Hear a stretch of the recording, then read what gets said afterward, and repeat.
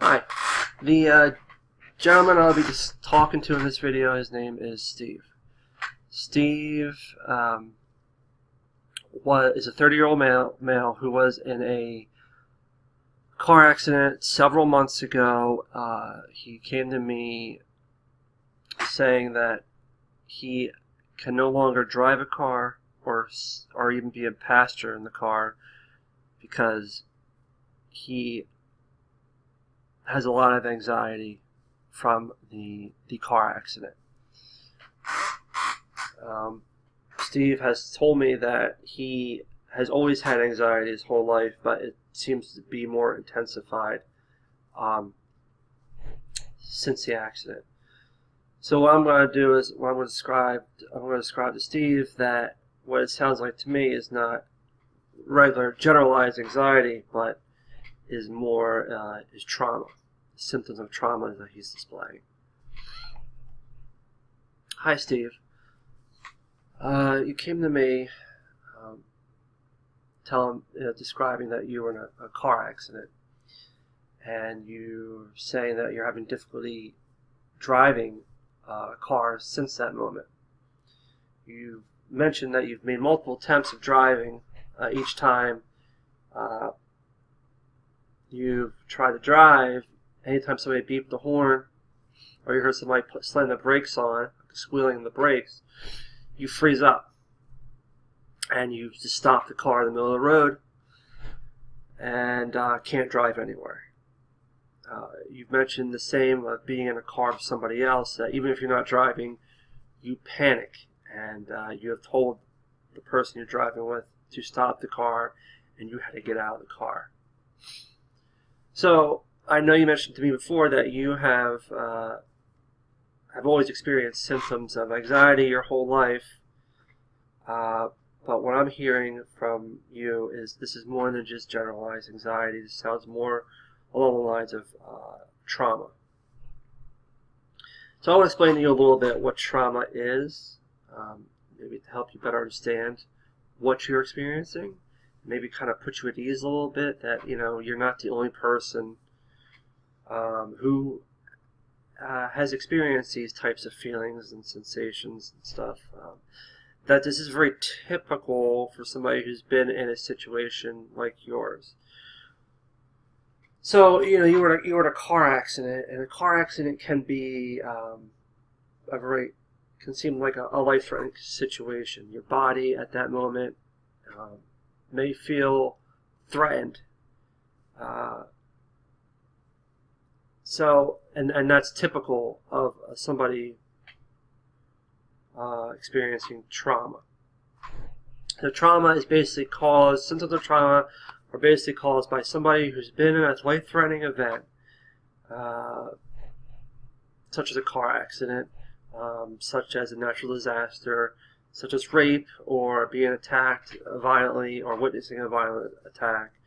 And there's multiple other events that can lead to trauma.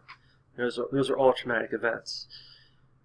During a traumatic event, your body basically goes into what's called a fight or flight mode.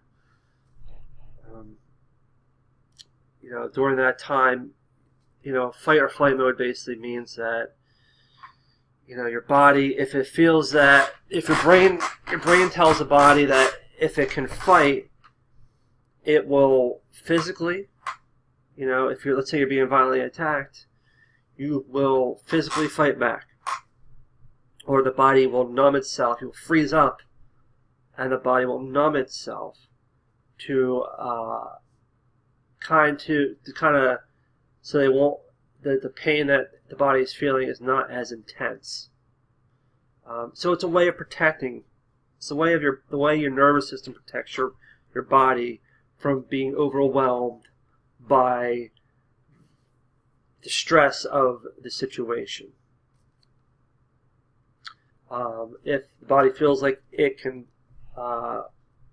get away from the danger, then it will go into flight mode, and you will try to escape the situation.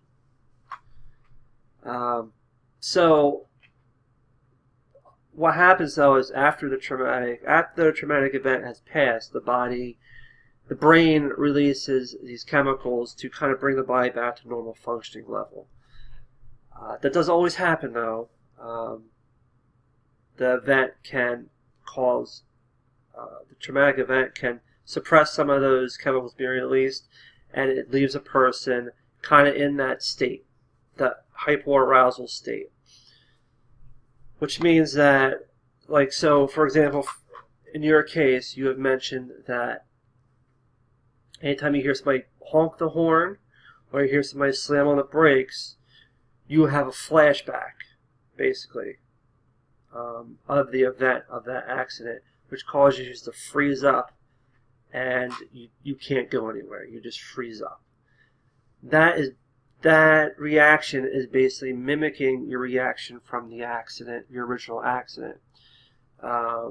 So during your original accident, you probably had the same reaction.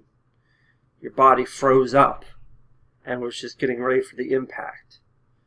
And so every time you hear now somebody blow the horn, you know, that triggers the response in your body. So it's an automatic response. It's once, you know, this is perfectly normal. You know, a lot of people who've gone through trauma experience something similar to what you're experiencing. You know, what typically happens, like for you, is people who go through an event like that, traumatic event, and they're suffering from trauma, they will try to avoid situations that trigger that flashback or trigger that feeling that they're having. So, for example, you don't want to get in a car anymore because anytime you're in a car and you hear somebody beep the horn, you freeze up and you tense up. So you're avoiding that situation by not going in the car. And this is very typical for somebody who suffers from trauma. You know, people might they'll avoid going out in the public because they're afraid of having a flashback in public and panicking. You know, they might develop depression. They might they might have like outbursts of rage because they're trying to, you know, by avoiding these triggers, they're trying to suppress the emotions of the original experience that they had. And so this leads to other psychological problems. I just want to let you know, though, that there are plenty of treatments out there for trauma, and many people have healed their trauma. So I just want to let you know that to put you at ease.